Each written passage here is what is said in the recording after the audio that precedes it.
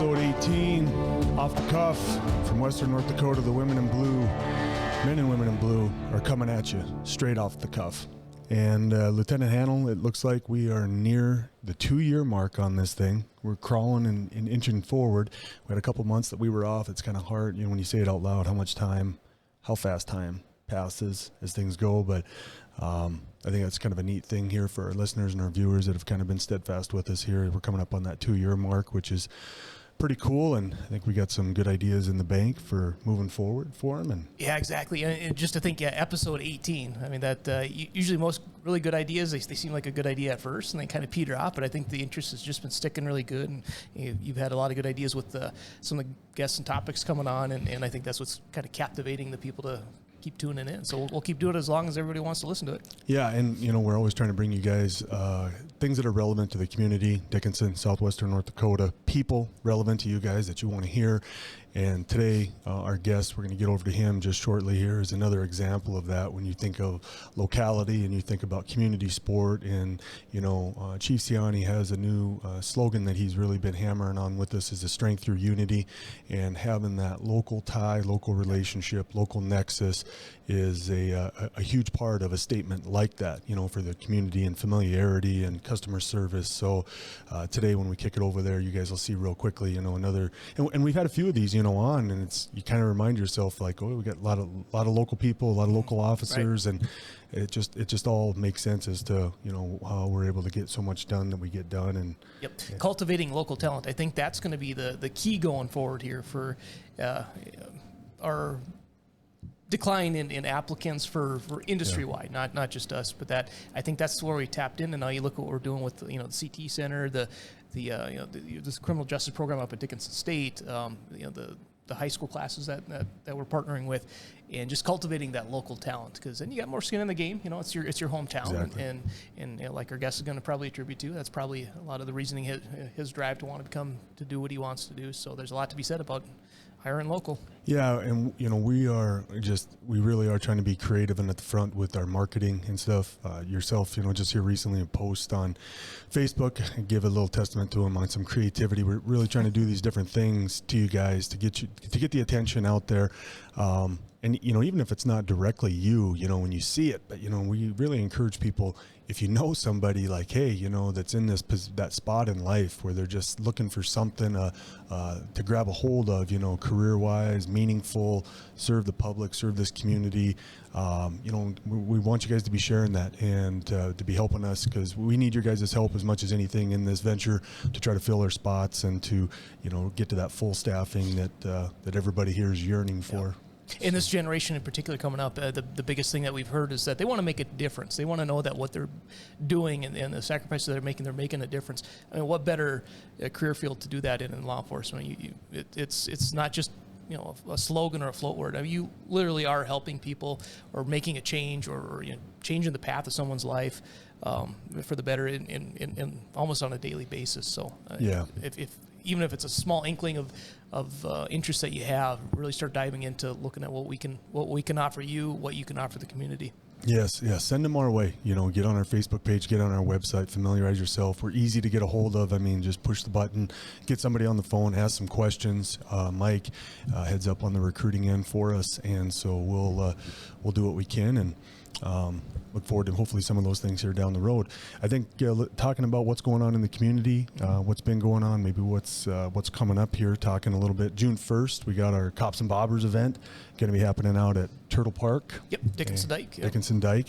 So we'll be having all the fishing rods ready to go for the youngsters, and we're trying to work on some fundraising for some swag and stuff like that. I think Senior Officer Peters, he's actually advertised, if anybody's interested in donating to that, this will be released in time. You can reach out to us. They're taking some donations for swag, some T-shirts and stuff like that to hand out to the kiddos, and we'll have some other stuff there. But that was a huge event last year, continuing to grow, and I think we're all looking forward to spending some time with the youngsters and catching some bluegills. And I took my boys out here 2 weekends ago, and Game Fish had just stocked it, so they cutthroat and rainbow trout in there this year, and so hopefully they've kind of migrated into the rest of the lake instead of just by the dock there. So hopefully it'll be good catching by all. Water should still be good June 1st. Yep. So there's that to be said. Also this weekend, again, on the 20th, coming up for reference, we're doing our Fraternal Order Police Lodge is doing its Law Enforcement Memorial Week this week. So it's a big week inside the profession, trying to honor those that have lost their lives in the profession. And we're going to be doing a memorial WOD this weekend. Has been the theme of this now going on several years, and honoring officers that have fallen and officers that have different struggles and families and such. And this year, we're going to highlight, unfortunately, one of our own here recently in the last month, the loss of Sergeant Jason Wallace for us, which has been a devastating blow for many people inside the department and inside our community, for those that have been tracking and reaching out. And so we're excited to be able to honor him this weekend at the WOD. And the fundraising, somebody had asked me the other day, the money is going to go towards a selection from the family, likely. They'll get to pick where that goes. And Jason, as we know, he was always big with kids, so I got a feeling it'll probably be kids oriented. I think that'd be really accurate there. So we've talked briefly just to highlight maybe the appreciation for the support from the community on the reaching out to the department throughout our time here in the last month. It's just been just extraordinary. I know the patrol guys have talked really heavily about the kindness that they've received from different people through different things. Our patrol guys and gals are just very appreciative of you guys that are watching and listening this. So yeah, it's one of those things that we never want to go through ever again. That's an understatement right there. But yeah, the support, like you're referencing there, that made a world of difference. And I think the healing process is well underway, and we're making it through very good. Yeah, and a testament to Jason, who he was as a man, how much he meant to so many people, and to be able to have that kind of impact is just a testament to his legacy. And I think we're looking to continue that on and carry that forward with our men and women in uniform. And so much appreciated, listeners. Yeah, absolutely. So, and then on June 10th, on just a slightly lighter note, we got the classic long-time rivalry, guns and hoses going down. We lost a trophy last year for the first time in maybe 35 years. That was an off year. Yeah, we're extremely angry about that over there.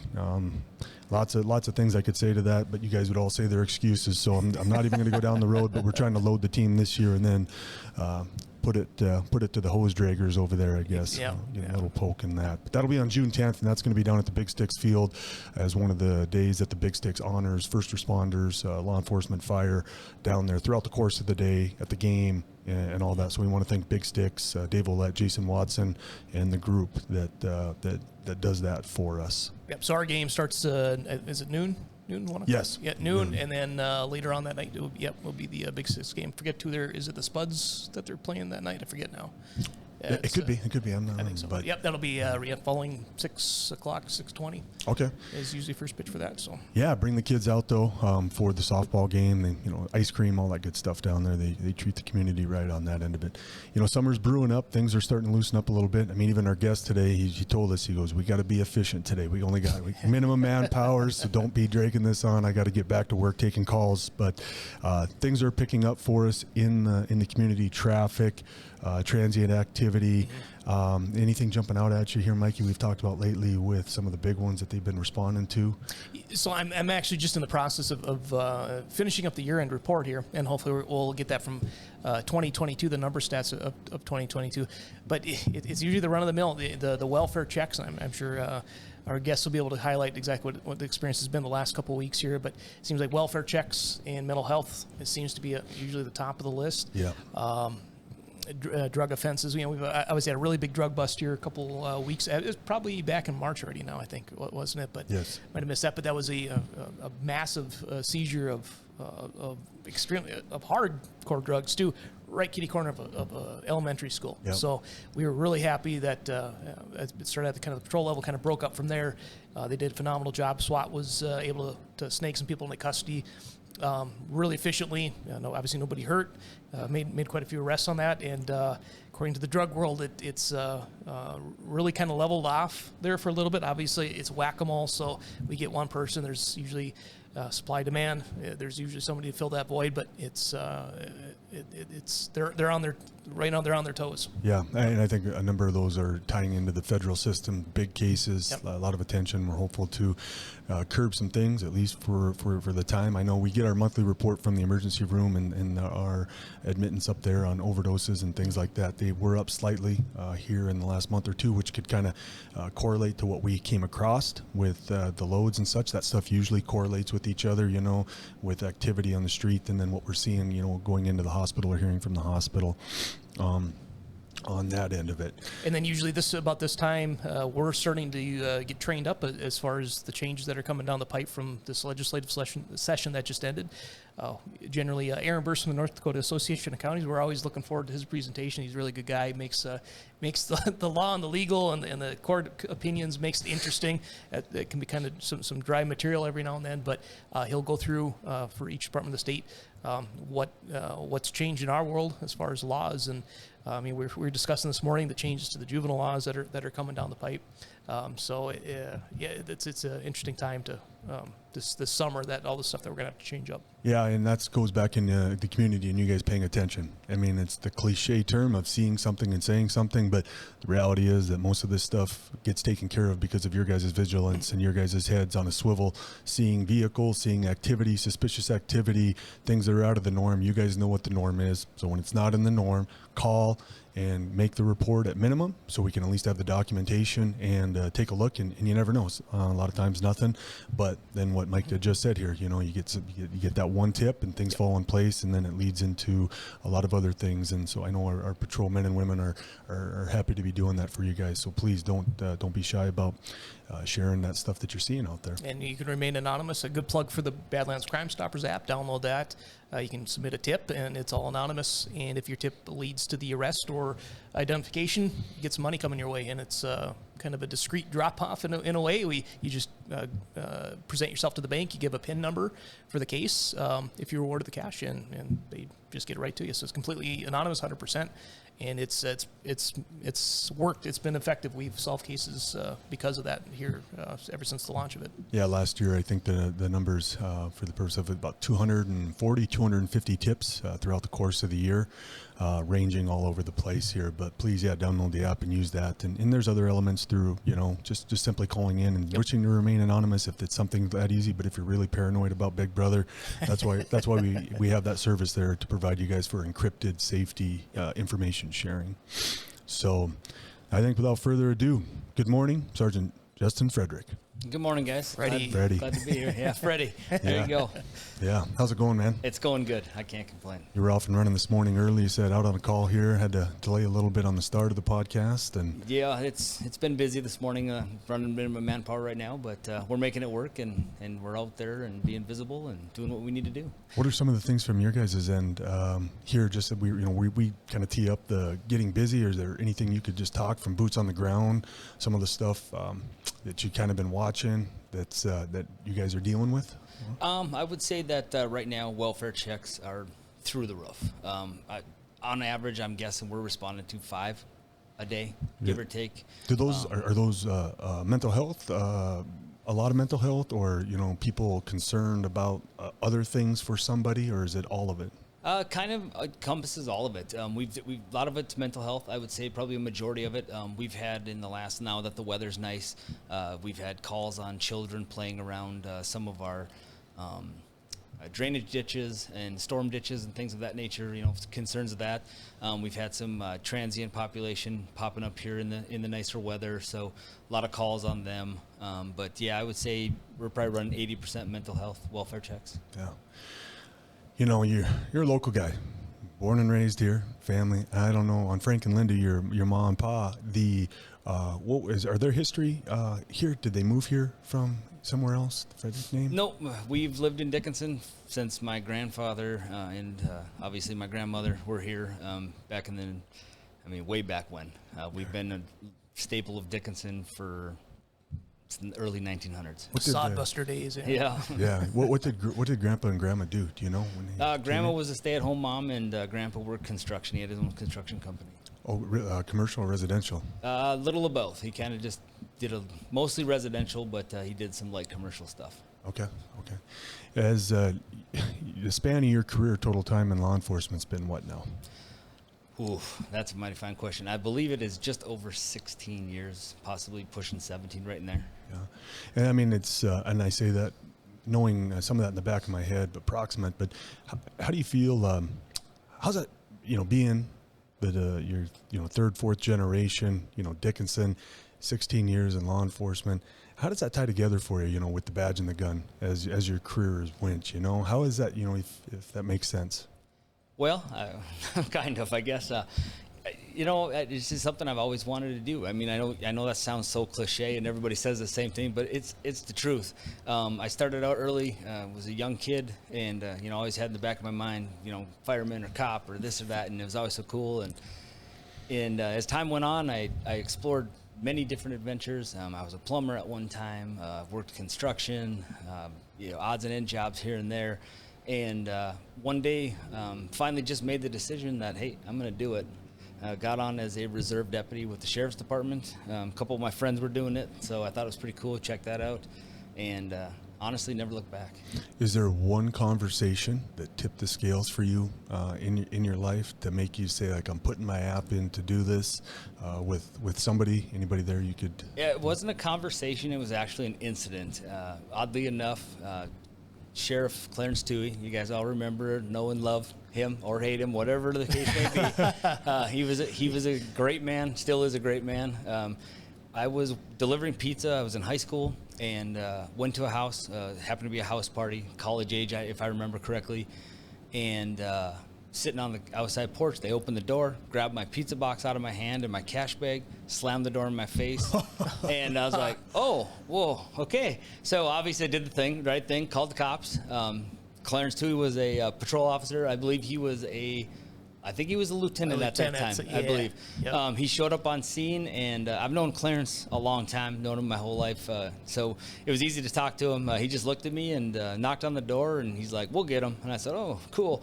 And door opens up, guy's face just turns white and doesn't really know what to say. And Clarence is like, which one was it? And I'm like, that one and that one. And Clarence is like, come here. And that was it. I mean, it was awesome. I just definitely was like, all right, I know what I'm doing now. But unfortunately, sidetracked a little bit.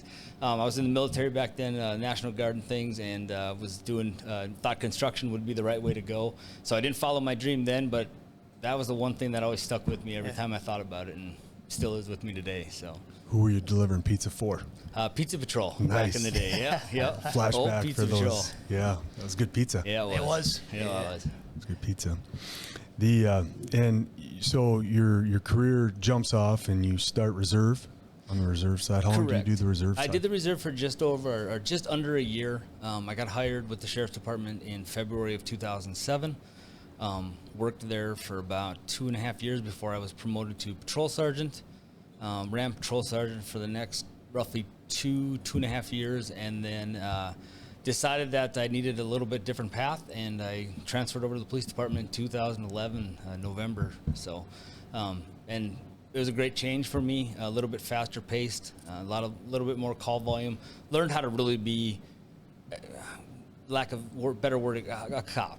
The sheriff's department was fun. I enjoyed my time there. I enjoyed the people I worked with, but I was looking for something a little more adrenaline rushing, and the PD is where I found it. Yeah, I was just going to say uptick in activity, is no shortage of that. Yeah. No. Yeah, there. And so you get on over here at the PD and a little bit of a breakdown. How does your career start for the listeners and progress for the time at the police department? So I went from a patrol sergeant over to the sheriff's department, came over here as just a patrolman, which is where I wanted to be. I wanted to be in the action right in the middle of things. And I remember my interview, and I remember Lieutenant Hannell was in the interview, I believe, as a sergeant back then. And who else was? I don't remember. I know it was LT and maybe Ron Van Dorn at the time, and one other person I don't remember. But I remember LT looking at me, and he's like, well, you're coming over here, you're going to start as a patrolman. He's like, you think you can take orders from other people, possibly younger than you? And I looked at him and I said, you know what? Absolutely, not a problem. Like, I'm ready to work. I want to do this. Obviously, my career kind of fast tracked after that. I think it was just shortly over a year and a half. I was promoted to back then senior patrolman, which is now our corporal rank, which is basically second in command on the street, and then worked that for I'm guessing 5, 6, 7 years. I honestly don't even know. It went so fast. And was promoted to patrol sergeant, and that's where I'm currently serving, and loving every minute of it. And we almost had you in investigations. That is true. I did do a short stint in investigations for about a month and a half, and it is now, we were short on people, and I was pulled back to the street, and I just feel that's obviously where I belong. It's meant to be. So yeah, I think, the deeper we lost the position at that time there, that they ended up reallocating, unfortunately, in investigations, but. Yeah, I think that would, in hindsight, that would have been an interesting venture for you. For sure, yeah. No, I definitely have always. It's always been an interest as well. Just not unfortunate career path I took. So yeah, and in this, obviously, you're further in the generations of the Fridrich name family. Got some kiddos here running around now, without maybe giving their names up. But with ages of your kids, 11, 7, and 5. So busy. Between sports, school, and everything else, just busy. Yeah, how's that for the listeners? How has that been for the family as your time has continued on here? Some of these things, even our hardships here in the last month and stuff. They like to know a little less emotional, raw end of it. There, how's it been for the family navigating the profession and the uniform and the badge? And as always, it's tough. It's tough. You got family events sometimes that you can't make. The wife would like to see me at home more, but. Unfortunately, she knows the career I picked. She understands it. Doesn't like it, but she understands it.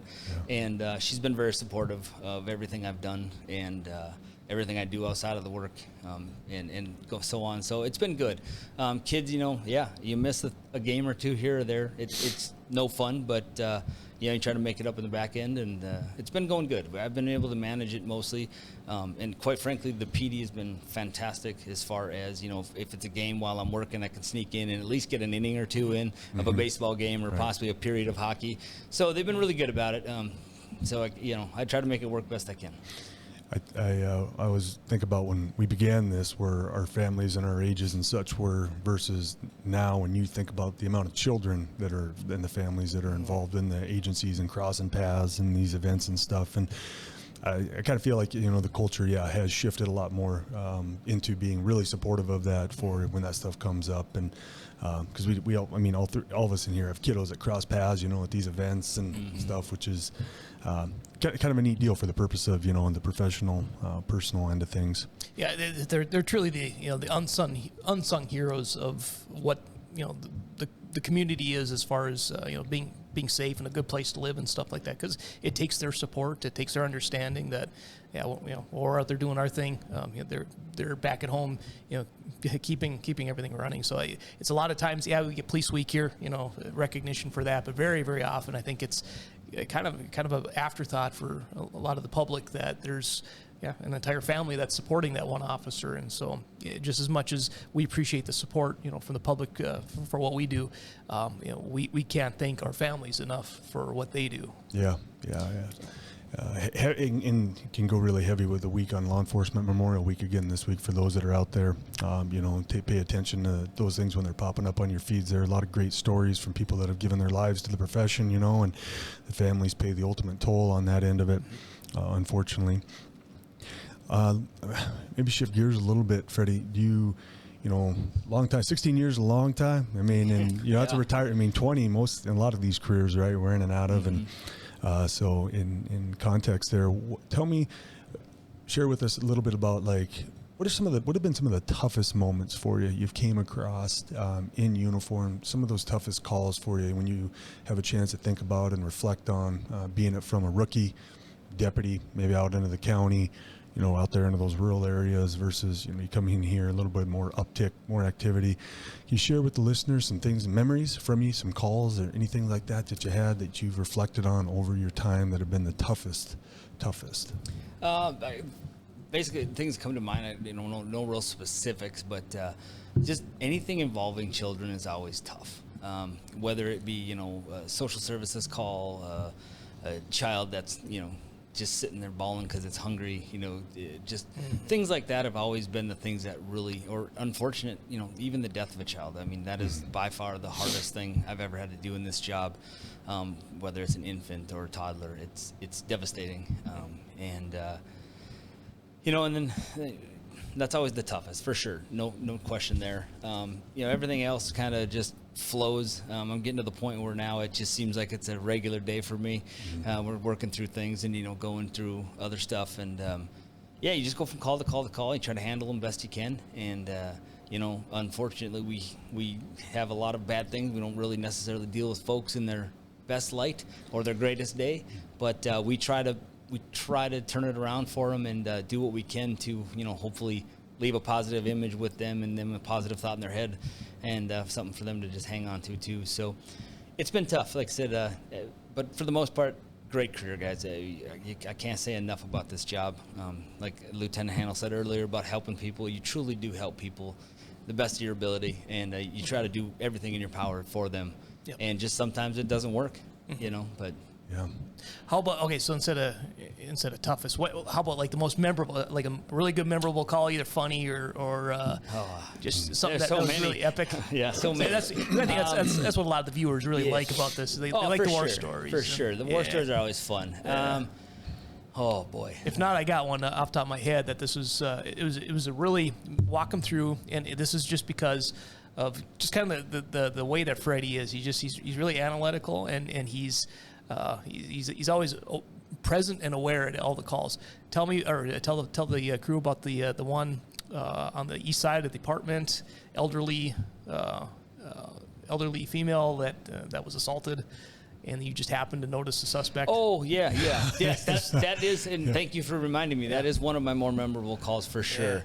Yeah. We had a call, I believe that, she was 80-plus years old. Unfortunate. But what year is this? This was about, I'm going to say... 13, 12, 13 12, maybe? 13, that's what I'm going to say too, right in there, because I believe Pete Selly was still my sergeant back in the day. Remember time of the year at all? Was it winter time?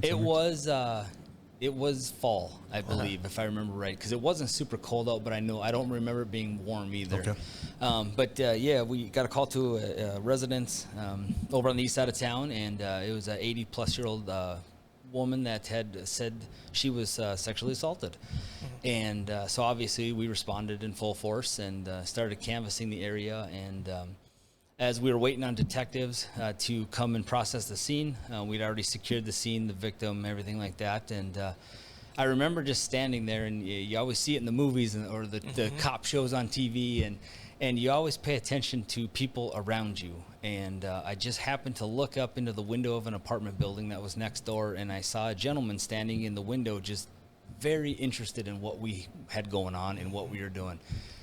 And the old cop show clicked in my head, and it's like, well, they always come back to the scene of the crime or whatever. So I thought, you know what, this is probably worth looking into. The guy just didn't look right, and he was just so interested. I'm starting to track now on this because I was called out that night. Yeah, correct. Now it's hitting me. And you know how, I mean, obviously people are interested in what we're doing all the time. We call them the rubberneckers. They drive by, they got to see stuff, slow down. They're doing all that, and this guy just was, I mean, in tune. Yes. Like he was so in tune with what we're doing. We knew there was a broken window on the house, so I made contact with this individual. And as stupid as this is going to sound, or as weird as you think I'm full of it, whatever, I remember seeing his hands, and for whatever reason, the light shimmered just perfectly off of his hands, and you could see like his hands were almost sparkly. And oddly enough, I was like, well, that's weird. So I went back down and had officers stay with him, obviously, because now he's a person of interest. Let Sergeant know, and I believe we communicated with Kylan, and obviously ended up taking this gentleman into custody, and turns out he was the one that committed the crime. Yeah. It was fantastic. One of the best calls I've ever had. So. Yeah, I mean, a horrific set of circumstances, which very, very, what you would say is a violent sexual assault, which had occurred. And he, I remember coming out and just thinking that same thing here is like, and it was phenomenal police work at the front end of it, because you remove an instant in time and not seeing that, Like, I mean, you legitimately, that could have been an easily unsolved case, a cold case that we never come upon there. And we got a successful conviction off of that.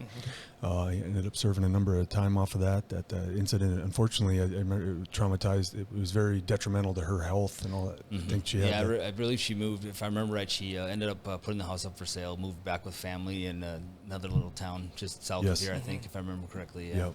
Yeah. Yeah, and those types of calls, especially in Dickinson, are exceedingly rare. Where it's a complete stranger being the perpetrator of a sexual assault like that. A lot of the sexual assaults that we do investigate and prosecute, it's usually known, individuals. And this one was it's kind of like the ones you see on A&E, the crime shows those are exceedingly rare. The direct relationship, was none. What we had learned when we had interviewed him, he had been there for a while, and he had watched the activity and understood the coming and going, who was there, who was not. So he knew when she was by herself, and had been watching, for a period of time.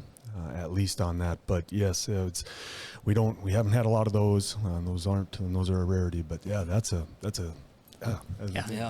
that. Glad I kind of was thinking about it earlier before coming in here, and I'm glad you reminded me because for whatever it just left me, and I was like, that's the one. So. How any more like maybe a little more? Well, I work with Jaden Peters, so you all know how that goes. If you remember him from the podcast earlier, our canine officer, he's just pure entertainment 90% of the time. So kids say the darndest things. Yeah, kids say the darndest. Exactly. Positive notes. There's so many of them. Just anytime you get to interact with kids in a positive light, we do. Try to get to the pool in the summers and just kind of make contacts with them. PR stops at the rec center, all kinds of daycares, schools, just all kinds of cool things like that. I mean, that's the real positive things to take away and that you really remember is just the connections you make with the community and especially the young community. So. Yeah. And a testament. I mean, in your private life, obviously help orchestrate Touch a Truck.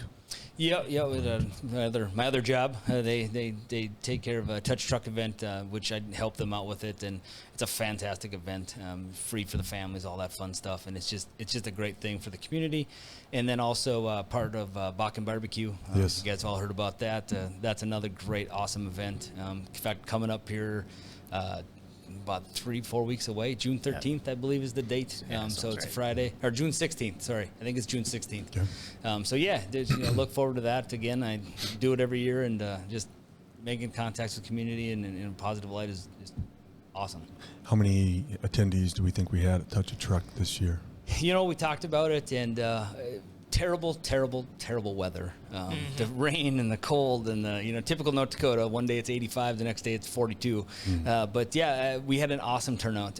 We were guessing somewhere between 25 to 3,000, rough estimate is what we were thinking.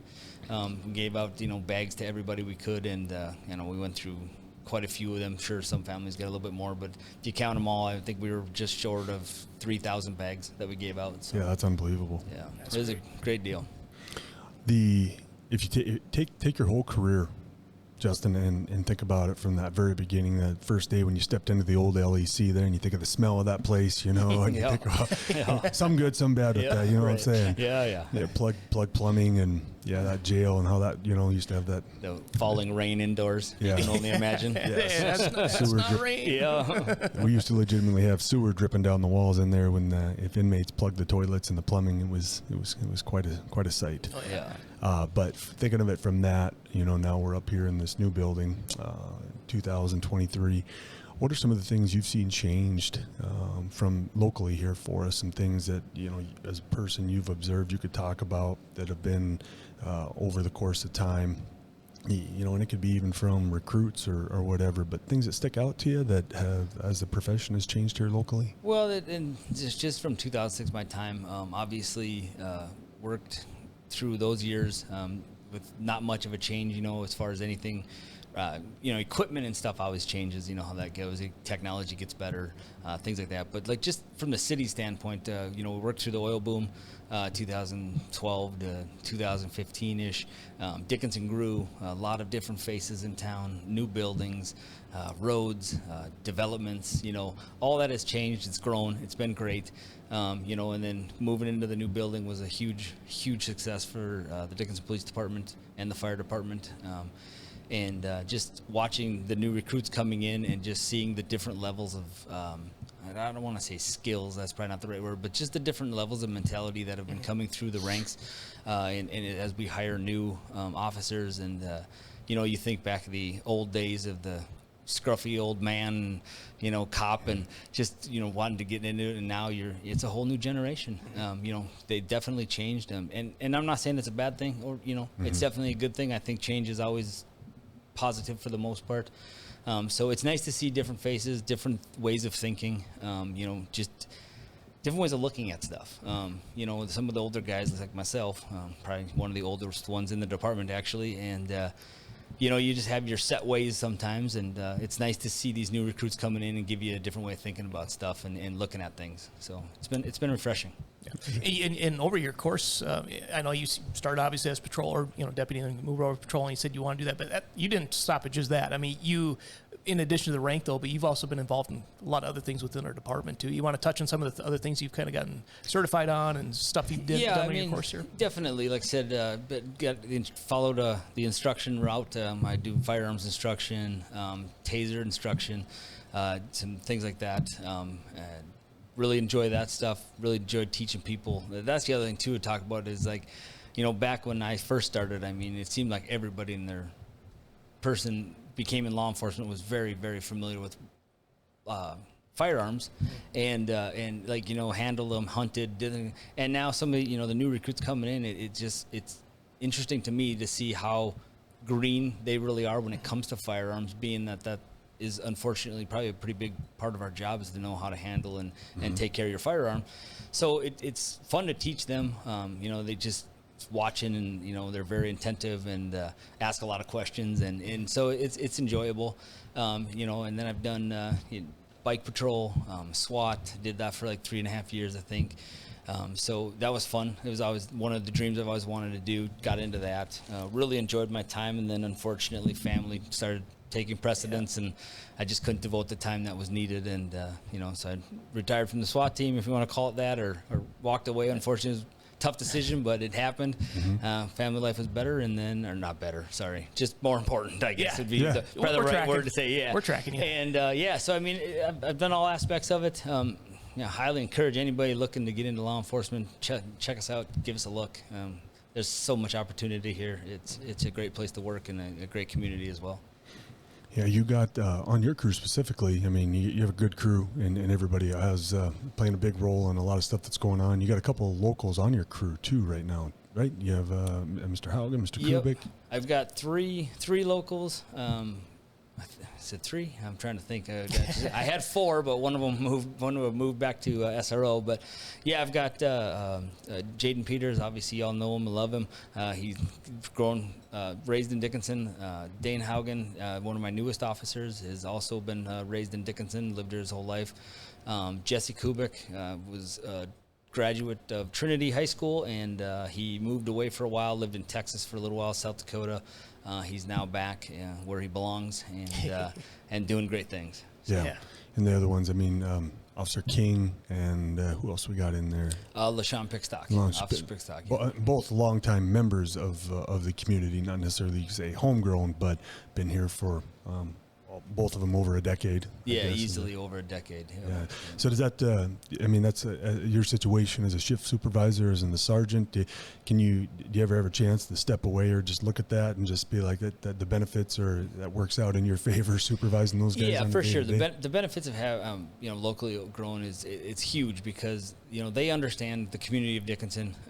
They know how to talk to, how to present themselves.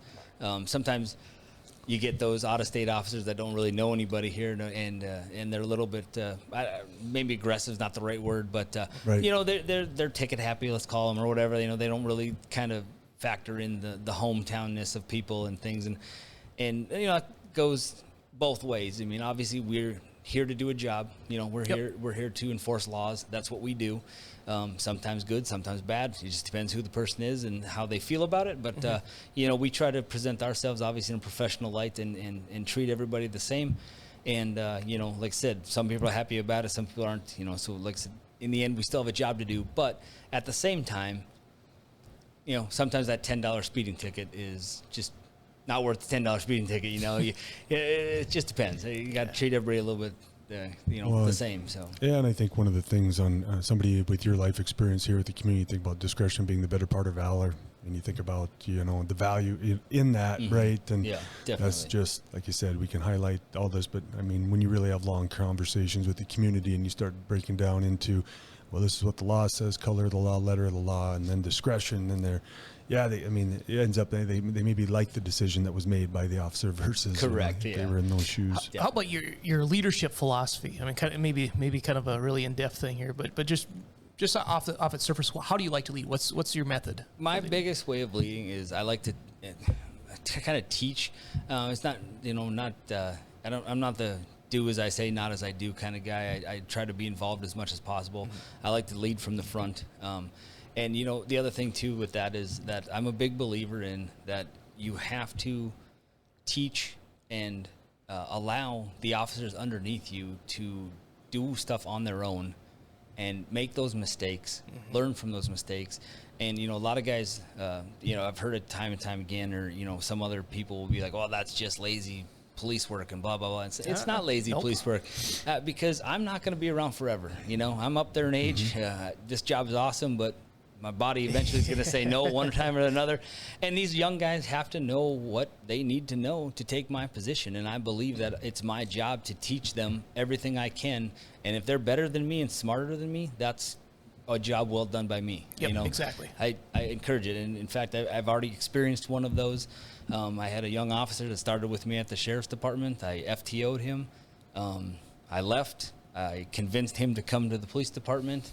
And I have watched his career flourish from corporal to patrol sergeant to now patrol lieutenant. And, it gives me goosebumps every time I think about it that I was there when he first started law enforcement. And I like to think that I had something to do with that. And at least I hope I do. And yeah, that's what I believe in. That gets me in. So you think if you could reflect on those new guys coming in and those conversations that those new guys are always yearning for when they get into the building, if you could think of one piece of advice that you wish that you would have had on day one of your career coming in, one piece that you've maybe learned over time that somebody that you could share, what would that be?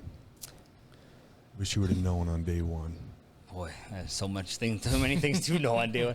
Honestly, I try to sit my individuals down and talk to them. And my biggest piece of advice is if you make a mistake, own it and learn from it. That's the biggest thing. You say you get so many sometimes in here they'll do something, whether mistaked or on purpose or whatever, and then they try to cover it up or lie about it. And there's nothing in this job that you can do that is going to be such a major mistake. That's not the right thing to say. You can do some major mistakes in this job, but most of them, 80% of them, 90% of them are mistakes that if you own it, you learn from it, and you don't do it again, you're going to do just fine. 100%.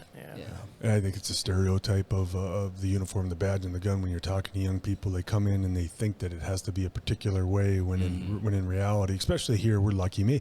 Not always in every community, but our community, I think by and large, understands, and we got a lot of capital in the bank with them, that if a mistake is made, like I said, and you just you own up to it, that it's going to be okay. It doesn't go very well when it's the other way, though. Yeah, you back into the post, just write the memo. Hey, damage the car a little bit, ain't no big deal. Yeah, and that's one of the biggest things. You wreck a car, and they think that it's the end of their career, and it's like, oh man, that's like a Tuesday for us. Yeah. It happens, when you're driving a vehicle 24 hours a day and as many miles as we put on, things happen. Yeah. Black Sharpie does not work. Yeah, that's correct. That is correct. Yeah, I have an in-law that shares a story about trying to duct tape a bumper they ripped off. A probation officer tried to duct tape the bumper back on underneath double-sided tape and thought they were going to go away with it. Yeah. But those, we've had moments where it's like, hey, don't black sharp. Yeah. I guess, try to be efficient with you, Freddie. You got anything you'd like to share out loud, or anything here we could talk about or visit about related to your time with the PD, or anything there on kind of a free narrative? Yeah, no, not really. I mean, pretty much covered a lot of stuff here, and I just come to work every day with a smile on my face, and I've been doing it for now, like I said, 16 years, and it hasn't changed one bit. I mean, sure, there's ups and downs in this job, and you don't agree with everything that's ever been said or done, but you know what? Overall, greatest job in the world I've had. This is the only thing that I've ever made a career. Like I said, starting out, I had several different jobs and different things, and this is the one that I have never regretted one bit, and I just look forward to everything that it has to bring to me yet. So great. That's awesome. Well, we always like to finish with a little bit of the speed cuffing, if you ever checked out any of those prior episodes at the very end here. And so this is going to be like a hot shot, boom, boom, hit you. And then you just give us whatever comes to mind, or however the question is, and we'll try to get through as many as we can in 30 seconds. Okay. Mikey goes. All right, you ready, set? I'm ready. There you go. Okay. Your favorite make of street bikes? Ooh, Honda. Okay. 1970 Corvette or 2023 Camaro? That's a toughie. 23 Camaro. Your favorite type of police activity? Patrol. Watching kids on the weekend play hockey, or a weekend with the family on the pontoon? Pontoon. 15-year fixed or 30-year fixed? Ooh, 15 year. If I wasn't a police officer, I'd be a Real estate agent. real estate agent. There you go. Or a realtor, I should say. Realtor. There you go, man. Good. Yeah. Good stuff, man. We got almost an hour out of it. Awesome. It flew by, and I know we appreciate having you on there. You were due up. You were up on the. It was my turn. My turn. You were up on deck, but I think Mike and I just appreciate your contributions to the community. Professionally and personally with the family. Obviously, like you said, a long-standing history with your family here in the community, and done a lot for the city of Dickinson over the course of generations. So. Yeah, and I've had Freddie on my shift for quite a while. In fact, I think the last shift I was on before I transferred out of patrol was with Freddie, who's my corporal. And looking back, some of the yearly evals, I remember going back with them. The ones that always stick out on the top, and I think it was year after year, and it's never changed really, and it's even to this day, I always said that he's an excellent ambassador for the Dickinson Police Department. I mean, there's very few, there's officers that are approachable to the public and whatnot, but then there's some that are just, they know Freddie, they know him, and they tie him back into the police department, and he's again a very excellent ambassador, and so we appreciate everything you've done for us, Freddie. I learned from the best. Yeah, so we appreciate you, buddy. Thank you very much. All right, everybody. Well, we're going to be back next month with a new guest for you there, so stay tuned. They're going to be special for you. Mikey, we're up at 15,000 followers, I think, on Facebook right now. Approaching 16, creeping right towards 16. So Like and share. Yeah, and this is a podcast has been a big part of it, and you're a huge part of that, man. So appreciated that from my end personally here. But make sure you're subscribing on podcasts through Apple, Spotify, Google, Amazon Music. Get on that YouTube channel, like it. Get on our Facebook page, like it. We appreciate everything you guys do for us out there. So thanks a bunch, guys. Take care.